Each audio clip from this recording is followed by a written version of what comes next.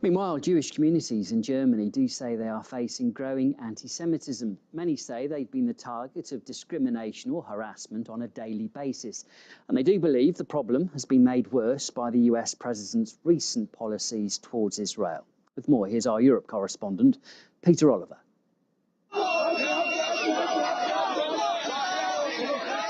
Israeli flags burning in the centre of Berlin. The aftermath of the US decision on Jerusalem.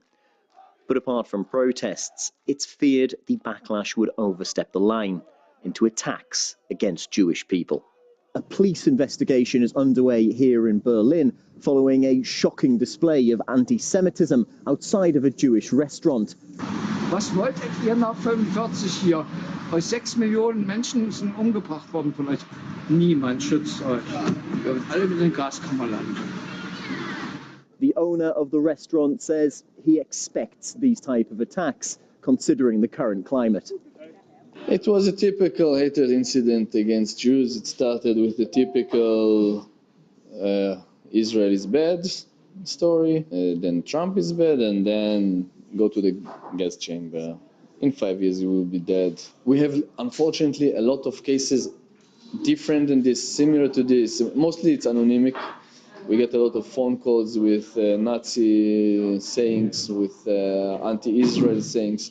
In fact, leaders in the Jewish community say that these type of incidents are far more common than we may think.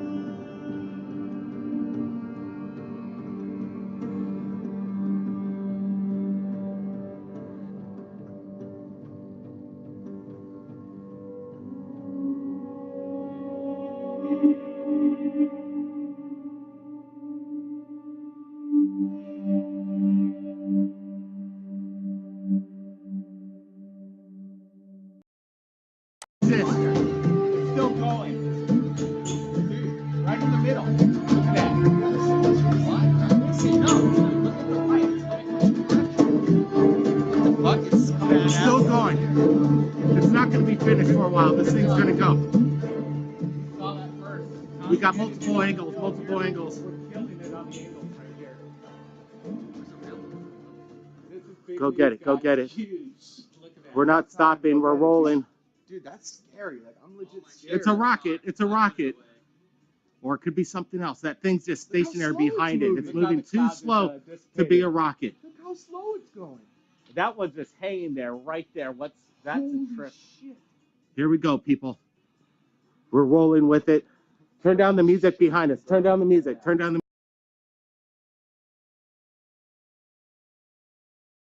Oh, good job. High five. Austin Taylor is a little boy Yes. with a big heart. He's my little miracle. He's my hero. Austin was born with several severe birth defects, and doctors weren't sure he'd survive. They gave him a 25% chance of living 3 months. But now, 4 years later, He's so strong and always fighting. after suffering with stage 5 kidney failure since he was born, it was a little over a year ago when he got a new kidney. It was a huge relief because we knew he wasn't in kidney failure anymore. And that upped his life expectancy and his health by so much. Because of the transplant, Austin takes medicine so his body doesn't reject the kidney. Cody got a notification this week that a new dose was delivered. Usually when I get that, I expect to see the boxes as I pull up. There was nothing there. After looking into it, he realized the package was stolen. Cody worried his insurance wouldn't cover the costs of replacing it, and he knew his small family couldn't afford the $5,000 price tag. Luckily, my SUV is paid off. I was prepared to take out a loan and buy the medications outright. Thankfully, after days of working with the insurance, he got it covered. While he is frustrated with the package thief, he is overwhelmed with support from the community. We have gotten so much love and so much support that I just couldn't believe it. And Cody has this message for the person who stole his son's medication. You don't know who you're hurting by your actions. It could range from ruining someone's Christmas to threatening somebody's life. You just never know. A family, meanwhile, is fighting back after their neighborhood homeowners association demanded the removal of this Jesus Christmas display. The HOA initially saying a neighbor found their Christmas decoration offensive. Then a day later said their sign was just not allowed. We in this family believe that the reason for the season is to celebrate the birth of Jesus.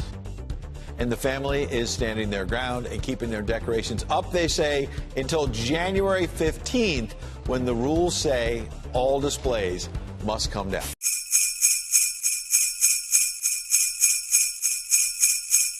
So is this enough? Is the kind of things that Molly just outlined enough to keep bad guys at bay? Let's ask former NYPD intelligence specialist Buck Sexton. Buck, what do you think?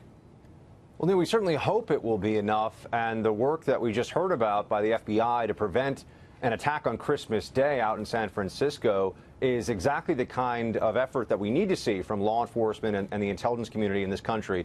Look, the Islamic State has been putting out a lot of propaganda posters recently, specifically citing this time period and Christmas and New Year's Eve as times to attack. They've also been encouraging individuals to act as lone wolves. That appears very specifically in the most recent ISIS propaganda, too. They've lost their caliphate, and so those who are ideologically aligned with the Islamic State are now in a position where the best that they can manage, so to speak, would be an attack during the holidays. So we're at a heightened threat right now, Neil, but we also have the best intel and best law enforcement agencies in the world. So I think we're all going to be just fine this holiday season, but everyone's got to stay vigilant and keep their head on a swivel. You know, it's one thing when you're during the summertime or warmer weather and you have to keep an eye out for the guy who's in a coat or looking a little unusual. Here in pretty cool winter weather across much of the Northeast, Midwest, what have you, what do you do short of that? Well, there are additional security challenges because you're talking about a time period where, one, people are wearing bulkier clothing, and we did just see an attempted suicide bombing here in New York City with that pipe bomb near the Port Authority. Right. So that makes it more difficult to identify, but also just the large congregations of people at predictable places. You know, people often talk about in the security business times and routes. You have to make sure that you vary them. You have to make sure that you're not overly predictable because it's essential for the bad guys to know where you'll be and who will be there. When you're talking about Times Square, you're talking about some of these other very large gatherings that will occur in the next week or so, it makes it difficult. That said, you know, the NYPD is the largest police department in the country. They know that it's a threat. They see the postings from the Islamic State. And there's also a balance to be struck between making sure everyone's aware of the Islamic State propaganda that's out there and then allowing that propaganda to take on a life of its own and create overreactions and anxiety beyond what is necessary in the general public, because that is in and of itself a goal of the jihadis. So there's a lot of pieces intersecting here, Neil. All right. Thank you very, very much, Buck. Appreciate all the words of advice. Buck Sexton, former NYPD Intelligence Division. Merry Christmas, Neil. Especially to you as well, my friend.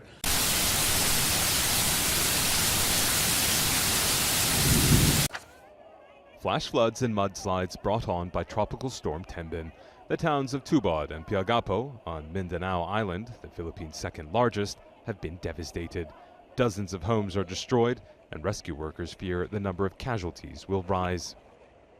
We're really on our toes right now, and we're trying to figure out how we can give help to so many people that are really in danger right now. At the height of the storm, winds of up to 80 kilometers an hour uprooted trees and triggered torrents of mud and rock from a nearby mountain.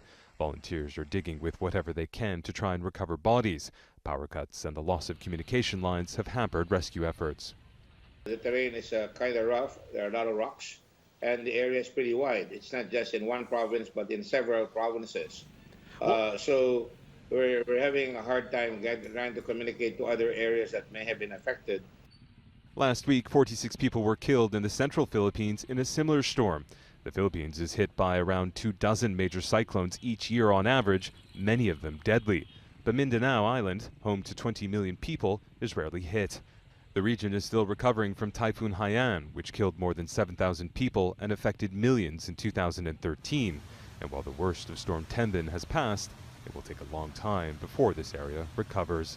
Imtiaz Taib, Al Jazeera. Defection on the Korean Peninsula. We're now learning more about a harrowing border crossing by a North Korean soldier and what he may have endured to reach safety. Brian Todd is standing by with new information. What can you tell us, Brian? Wolf, this is a young man in his teens or early 20s who saw a chance today to get across the border in a very thick fog, and he took it. This is the second dramatic defection of a North Korean soldier in 5 weeks, the fourth one this year. And it's raising serious questions tonight about the conditions inside Kim Jong-un's massive army. Unlike last month's dramatic escape, which was captured by surveillance cameras, today's run for freedom was shrouded by fog along a remote part of the heavily guarded border between North and South Korea. The North Korean soldier in his teens or early 20s took off on foot, looking to cross the demilitarized zone and defect to the south. He was tracked by fellow North Korean troops, who were fended off by about 20 warning shots from South Korean units. A short time later, shots were heard from the North Korean side.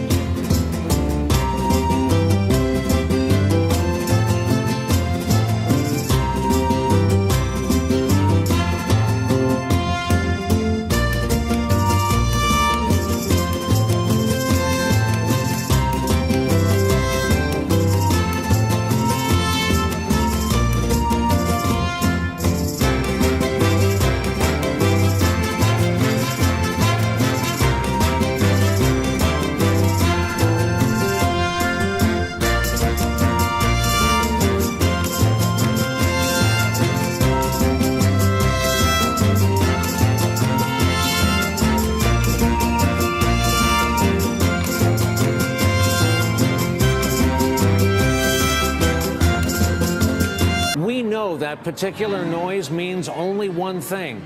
Somebody just got engaged. This time of year, it happens every few minutes out there. Some folks just ad-lib it and proposed right there on the plaza. Others are more clandestine. Proposals on the ice are scheduled and worked out in advance, mostly but not always by nervous young men.